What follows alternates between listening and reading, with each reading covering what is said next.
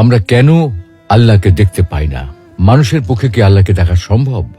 আসসালামু আলাইকুম ওয়া রাহমাতুল্লাহ। প্রিয় দর্শক, আজকে আমরা আল্লাহকে কেন দেখা যায় না এবং মানুষের পক্ষে আল্লাহকে দেখা সম্ভব কি না এ বিষয়ে আল কোরআন, বিশুদ্ধ হাদিস এবং বিজ্ঞানের আলোকে বিস্তারিত আলোচনা করার চেষ্টা করব ইনশাআল্লাহ। প্রিয় দর্শক, আল্লাহ তাআলার দিদার প্রতিটি মুমিনের চির আকাঙ্ক্ষার বিষয়। সবাই আমরা সচক্ষে আল্লাহকে দেখতে চাই। নবী, রাসূল, আল্লাহ সকল প্রিয় বান্দা সকলেই নিজ চোখে আল্লাহকে দেখতে চায়।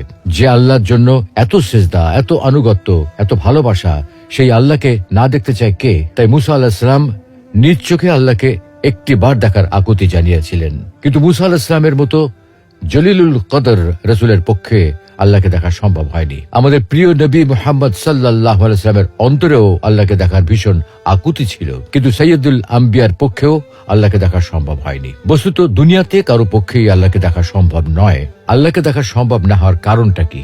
প্রিয় দর্শক, এই পৃথিবী এবং মহাবিশ্বে বাস্তবে যা কিছু আছে, যে সকল পদার্থ এবং শক্তি আছে, যেগুলোর অস্তিত্ব বাস্তবে বিদ্যমান আছে, আমরা কিন্তু সেগুলোর সবকিছু চোখে দেখি না। অথচ সেগুলো বাস্তব সত্য এবং সেগুলোর উপস্থিতির কারণে আমাদের শরীর ও জীবন নানাভাবে প্রভাবিত হয়। কিন্তু তারপরেও আমরা সেগুলো দেখতে পাই না, কারণ রিয়েলিটি বা বাস্তব জগৎ শুধুমাত্র আমাদের পঞ্চ ইন্দ্রিয়ের মধ্যে সীমাবদ্ধ নয়।